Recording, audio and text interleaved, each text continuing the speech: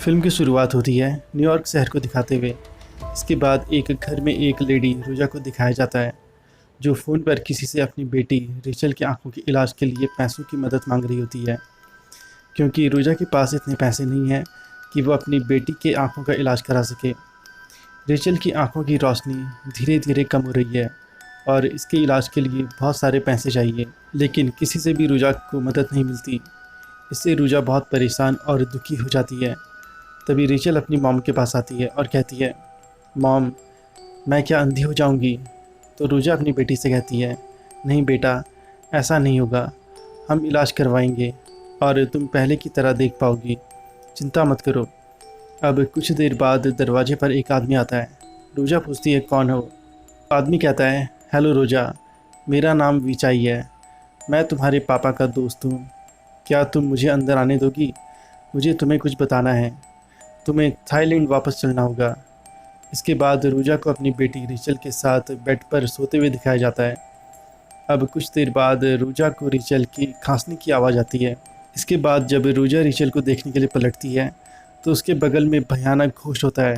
इसके बाद रोजा की आँख खुल जाती है। वो ये सब अपने सपने में देख रही थी। तभी विजय रोजा से कहता है, हम पहुंच गए हैं, चलो घर चलते हैं। अब रोजा और उसकी बेटी रेचल जब घर में जाते हैं तो रेचल कहती है, वाह, कितना बड़ा घर है। इसके बाद रोजा अपनी मॉम की तस्वीर को देखती है और फिर जब वो एक रूम में जाती है तो वहाँ उसके मॉम डैड के साथ उसके बचपन की पेंटिंग लगी होती है। अब रेचल अपनी मॉम से पूछती है, मॉम, क्या हम यहाँ रहने वाले हैं? तो रोजा कहती है, नहीं, हम यहाँ सिर्फ 1-2 दिन के लिए हैं। तभी वहाँ घर की मेड आती है।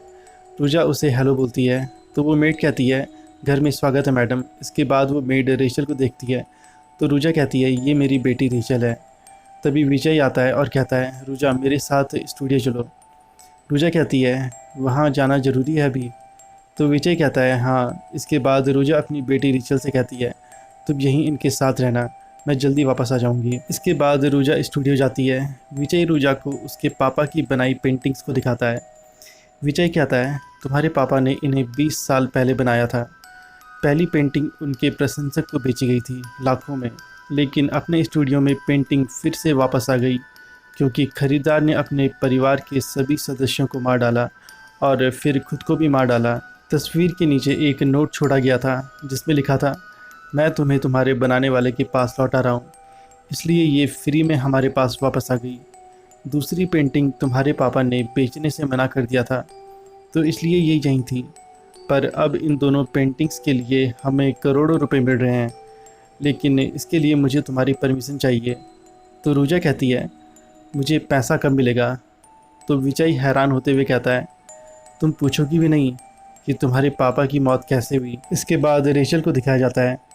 मेड रेचल के पास आती है और कहती है, क्या मैं पूछ सकती हूँ तुम्हारी दादी कैसी है? तो रेचल कहती है, दादी की कैंसर से मौत हो गई।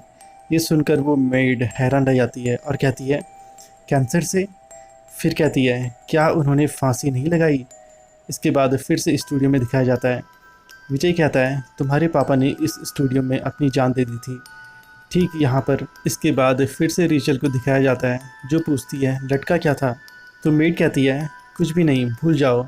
इसके बाद फिर से स्टूडियो में दिखाया जाता है। रोजा विजय से कहती है, क्या आप बस इतना ही कहना चाहते थे? मुझे वापस जाना है। इसके बाद फिर से रेचल को दिखाया जाता है। वो जब खिड़की के पास होती है तो कोई उसके गले पर लाल दुपट्टा डाल देता है। अब मेड जब रेचल के गले में वो लाल दुपट्टा देखती है तो वो डर जाती है।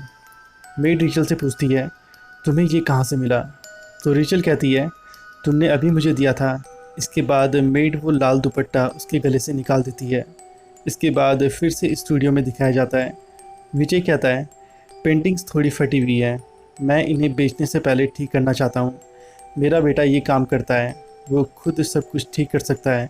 तो रोजा कहती है, जैसा आपको ठीक लगे वैसा ही कीजिए। फिर वो आगे कहती है, पापा के अंतिम संस्कार के बाद मुझे वो घर भी बेचना है, तब तक आप ये काम निपटाइए। इसके बाद रोजा चली जाती है। अब रात के वक्त मेड को जंगल में कहीं जाते हुए दिखाया जाता है। अब वो एक पुराने घर पर पहुंचती है और वहां पर वो लाल दुपट्टा बांध देती है और फिर कहती है, प्लीज़ गुस्सा मत करो। इसके बाद बहुत तेज़ हवा चलने लगती है और फिर उस घर की खिड़की पर एक हाथ दिखाई देता है।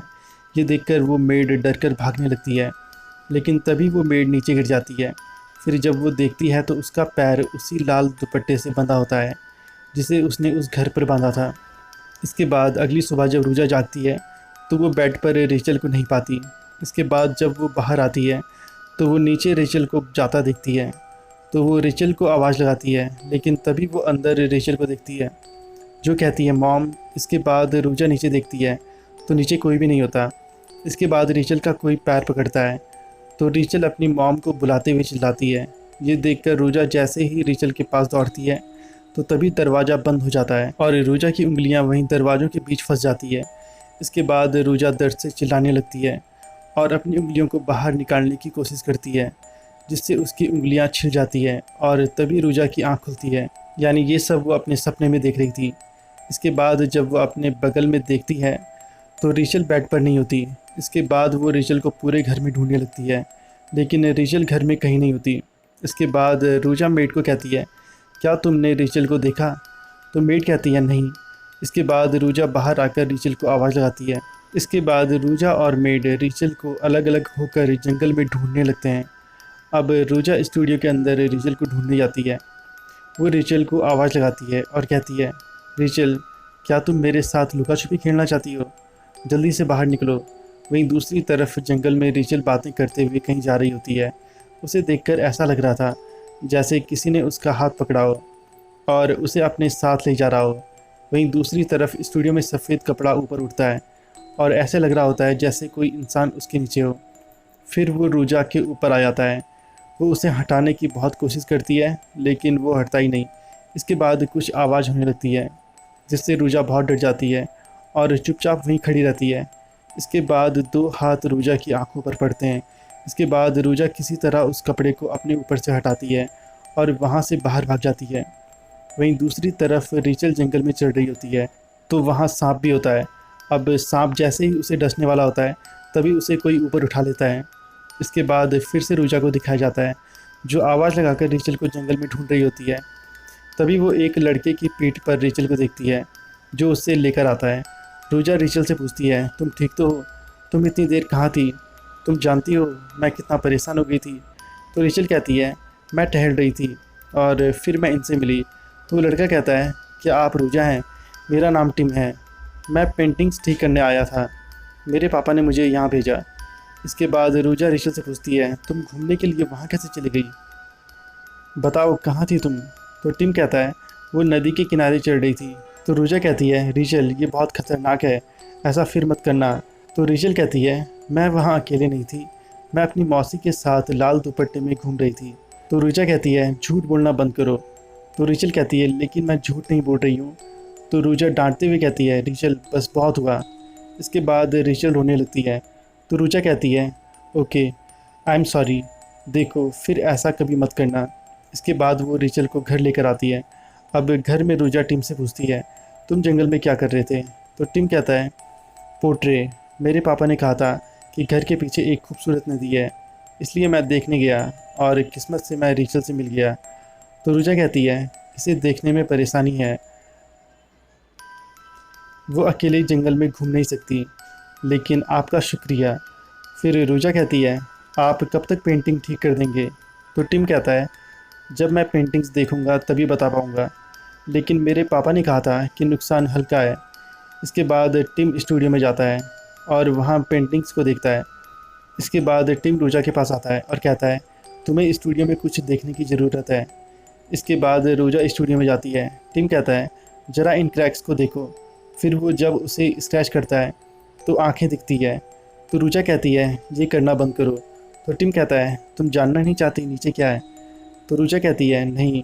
तो टिम कहता है शायद ये ऐसी चीज़ है जो पेंटिंग को बेशकीमती बना देगी। तो रूजा कहती है मुझे परवाह नहीं है, इसे रहने दो। तो टिम कहता है तुम्हें फ़िक्र नहीं है अगर तुम इसे बेचना चाहती हो, या तुम्हें खुद लगता है कि वो शापित है? तो रूजा कहती है तुम बकवास कर रहे हो। तो टिम कहता है मैं बस मजाक कर रहा था। इसके बाद जब रूजा घर आती है तो वो एक कागज़ पर अपने बचपन का स्केच देखती है जैसे उसने बचपन में देखा था। इसके बाद जब वो अंदर आती है तो रेचल कहती है मॉम क्या ये तुम्हारी ड्रेस थी? क्या मैं इसे पहन सकती हूँ? ये देखकर रूजा गुस्से में आती है और कहती है पुरानी चीज़ों के साथ खेलना बंद करो। वो मेड को कहती है इन सभी को जला दो और फिर रेचल को बेड पर बिठा देती है। इसके बाद वो बाथरूम में जाकर फ्लैशबैक को याद करती है जब वो उसी पुराने घर में गई थी जहाँ बहुत सारे पेजेस बिखरे हुए थे जिन पर रोजा का स्केच बना हुआ था। और फिर जब वो स्केच देख रही होती है तो ऊपर से खून की बूंद गिरती है। फिर जब वो ऊपर देखती है तो वहाँ सांप होता है। अब रोजा जैसे ही नीचे देखती है तो वॉश बेसिन में सांप होता है। ये देखकर वो डर जाती है, लेकिन वहाँ सांप जैसा कुछ नहीं होता। तभी रेचल की चीखने की आवाज़ आती है। रोजा जल्दी से रूम में आती है और कहती है तुम ठीक तो हो, क्या हुआ? रेचल बहुत डरी हुई होती है। वो कहती है बिस्तर के नीचे कोई नहीं है। रोजा कहती है यहाँ बस मैं और तुम हो। फिर वो कहती है ओके, मॉम देखेगी। इसके बाद जब वो बेड के नीचे देखती है तभी उसे पर्दे के पास कुछ मूवमेंट होते हुए दिखता है और फिर खिड़कियां बंद हो जाती है। इसके बाद वो एक भयानक सी डरावनी औरत को देखती है। रेचल कहती है मॉम मुझे कुछ दिखाई नहीं दे रहा। इसके बाद वो घोस्ट रोजा को रेचल की आंखें दिखाती है और फिर सांप उसके चेहरे से निकलकर रेचल की आंखों से बाहर निकलता है। फिर पीछे से वही लाल दुपट्टा रोजा के गले को जकड़कर उसे पीछे खींचता है और फिर वो घोस्ट रेचल को बेड की दूसरी तरफ लेकर जाती है। इसके बाद रोजा उस दुपट्टे से छूट जाती है और फिर वो अपनी बेटी के पास आती है और उसे उठाती है। इस सब से रोजा बहुत डर जाती है।